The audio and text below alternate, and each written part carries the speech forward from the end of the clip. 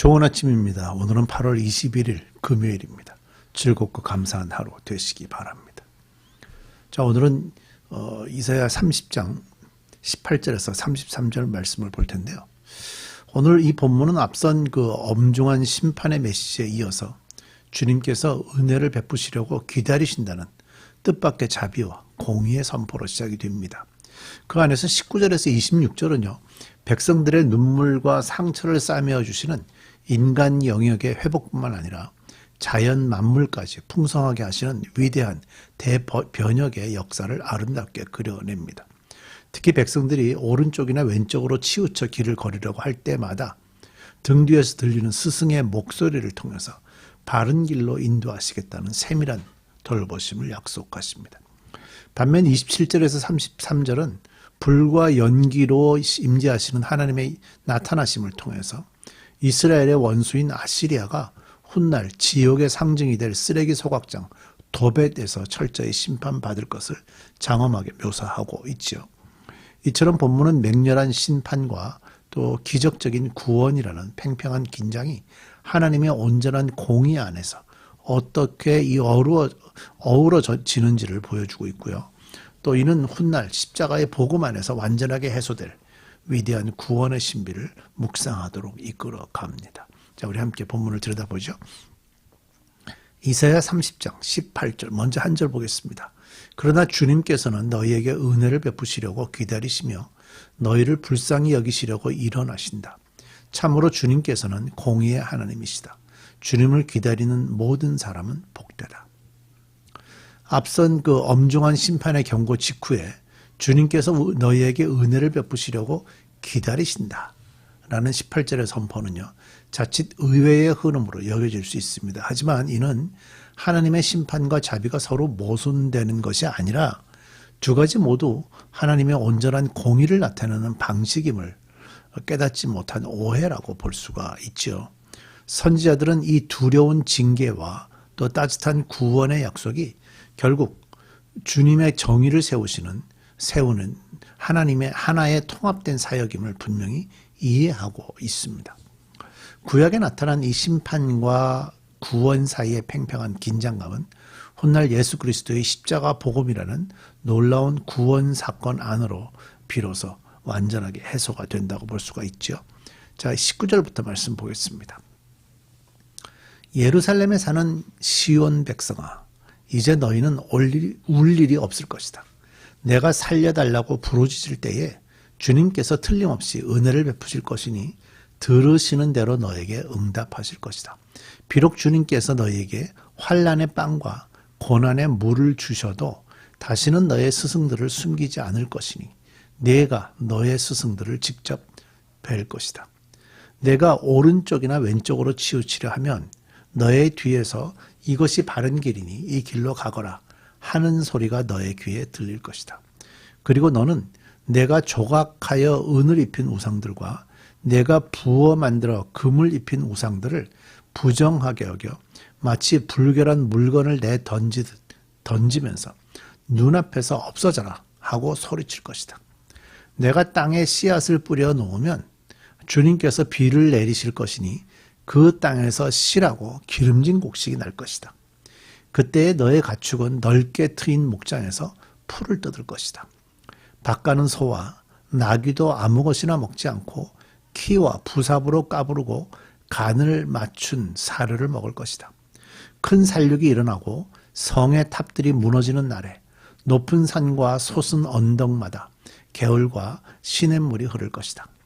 주님께서 백성의 상처를 싸매어 주시고 매맞아 생긴 그들의 상처를 고치시는 날에 달빛은 마치 햇빛처럼 밝아지고 햇빛은 7배나 밝아져서 마치 7날을 한데 모아놓은 것 같이 밝아질 것이다.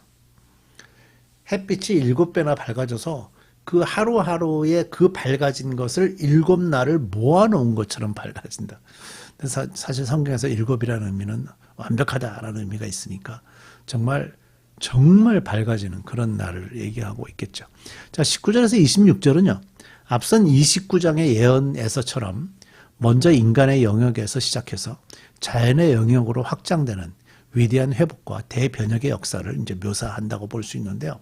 본문 20절에 등장하는 그 스승은 히브리어 원문상 복수형으로 기록이 되어 있기 때문에 성령께서 백성을 인도하기 위해서 세우신 지도자들을 뜻할 수도 있고, 또 위엄을 나타내는 장엄 복수형으로서 하나님 자신을 나타낼 수도 있다, 이렇게 해석이 되곤 합니다. 뭐 어떤 해석이든 핵심은 뭐냐, 백성들이 오른쪽으로나 왼쪽으로 치우칠 때 곧 그 길을 잃고 그릇된 방향으로 방황하려고 할 때 우리를 바른 길로 이끄시는 분명한 인도가 있다는 사실입니다. 그 뒤에서 선명한 목소리를 통해서 어느 쪽으로 갈 것을 이렇게 말씀해 주시는 그런 인도하심이 있다. 그 인도하시는 분을 스승이라고 여기서 표현하고 있다는 거죠. 그래서 21절은 우리가 곁길로 갈 때 등 뒤에서 이것이 바른 길이니 이 길로 가거라 하고 부르시는 인도자의 세밀한 음성을 약속하고 있습니다.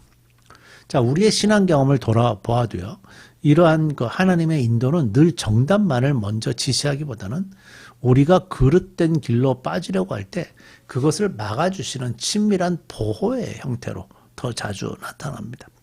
우리가 항상 이제 기도할 때 왼쪽에 있는 이것입니까? 오른쪽에 있는 이것입니까? 라고 물어보는 경향이 있는데 지혜로운 기도는 아닙니다. 본인이 하나님 앞에서 부르심을 받은 그리스도인으로서 어떤 방향으로 살 것인가를 그 방향 속에서 나가고 있을 때 하나님께서는 뒤에서 후원하시는데, 그러다가 그 하나님의 방향을 벗어나게 될 때 하나님께서 뒤에서 그 길이 벗어나는 길로 가지 않도록 도와주신다는 의미에서 받으셔야지, 하나님께서 요 빨간색 길로만 가라고 그랬기 때문에 빨간색으로만 난 가야 되겠다고 하는 인생은 없습니다. 예, 결과적으로 그걸 요구해서도 안 되고 기대해서도 안 되고요. 여기서도 말씀하시는 것이 그릇된 길로 빠지려고 할 때 그것을 막아주시는 친밀한 보호의 형태다. 이것이 우리가 기억해야 될 말씀이 되는 거죠. 이처럼 이 단락은요, 고난 속에서도 자기 백성을 진리의 말씀으로 끝까지 인도하시면서 마침내 무너진 삶과 자연 만물을 온전히 새롭게 하시는 하나님의 놀라운 은혜를 보여주는 겁니다. 자, 27절입니다. 주님의 이름 곧 그 권세와 영광이 먼 곳에서도 보인다. 그의 진노가 불처럼 타오르며 노기가 치솟는 연기처럼 하늘을 찌른다. 그의 입술은 분노로 가득하고 혀는 마치 태워버리는 불과 같다. 그의 숨은 범람하는 강물 곧 목에까지 차는 물과 같다. 그가 파멸하는 키로 민족들을 까부르시며 미혹되게 하는 재갈을 백성들의 입에 물리신다. 그러나 너희는 거룩한 절기를 지키는 밤에처럼 노래를 부르며 피리를 불며 주님의 산으로 이스라엘의 반석이신 분에게로 나아가는 사람과 같이 마음이 기쁠 것이다. 주님께서 맹렬한 진노와 태워버리는 불과 폭풍과 폭우와 돌덩이 같은 우박을 내리셔서 주님의 장엄한 음성을 듣게 하시며 내리치시는 팔을 보게 하실 것이다. 주님께서 몽둥이를 치실 것이니 아시리아는 주님의 목소리에 넋을 잃을 것이다. 주님께서 그들을 치시려고 예비하신 그 몽둥이를 그들에게 휘두르실 때에 주님의 백성은 소구 소리와 수금 소리로 장단을 맞출 것이니 주님께서 친히 아시리아 사람들과 싸우실 것이다. 이미 오래전에 불타는 것을 준비하셨다. 바로 아시리아 왕을 태워 죽일 것을 마련하셨다. 그 불구덩이가 깊고 넓으며 불과 땔감이 넉넉하다. 이제 주님께서 내쉬는 숨이 마치 유황의 강물처럼 그것을 사르고 말 것이다. 자, 27절에서 33절 말씀은요, 과거 시내산에 임하셨던 것과 같은 장엄한 하나님의 나타나심이라는 이미지를 가져와서 원수들을 향한 주님의 맹렬한 심판을 묘사하고 있는데요. 여기서 등장하는 짙은 연기와 타오르는 불은 하나님의 거룩한 임재를 나타내는 상징으로 보여지고요. 죄악을 정결케 하시는 동시에 두려운 심판을 내리시는 하나님의 권능을 나타낸다고 볼 수 있죠. 이 심판의 장소로 지목된 그 도벳은요, 본래 예루살렘 성문 밖 흰놈의 골짜기에 자리하여서 늘 불타고 있던 거대한 쓰레기 소각장이었습니다. 안타깝게도 훗날 이곳은 타락한 유다 백성들이 자기 자녀를 불살라서 우상에게 바치는 끔찍한 범죄의 현장으로 변질되기도 했습니다. 후대의 예레미야 선지자는 이 도벳을 패역한 예루살렘 거민들이 처벌을 받게 될 무서운 심판의 장소로 예언을 하기도 했죠. 하지만 그보다 먼저 선포된 이 본문에서는요, 이것을 이스라엘을 억압하던 아시리아 왕을 완전히 불태워 멸망시킬 거대한 장작더미로 묘사하고 있습니다.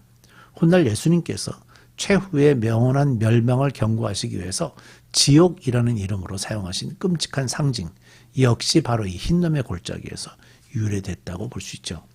이처럼 이사야 30장 전체는요, 위기 앞에서 세상의 힘을 의지하는 어리석음을 엄중히 꾸짖으면서 주님을 잠잠히 신뢰하는 자에게 베푸실 위대한 회복과 원수들을 향한 철저한 심판을 대조적으로 이렇게 선포하고 있다라고 볼 수가 있습니다. 우리 기도하겠습니다. 우리가 하나님께 나가는 일은 뭔가 많은 얘기를 하고 아멘을 크게 외치고 할렐루야라고 외치면서 나가는 것이 아니고 잠잠하게 그분의 마음을 우리 마음에 품고 그분의 세계관을 우리에게 품고 그분의 생각을 우리 가슴속에 품고 그 모습 그대로 그분이 말씀하셨던 모습대로 조금씩 앞으로 나아가는 일을 말씀합니다. 우리가 좀 기억하게 하시고 하나님께서 나에게 말씀하신 것이 무엇이고 하나님께서 나에게 요구하시는 것이 무엇인가 나의 부르심이 무엇인가 잘 찾고 잠잠하게 하나님의 뜻에 순종하는 저희들 되게 해 주옵소서. 예수님의 이름으로 기도드립니다.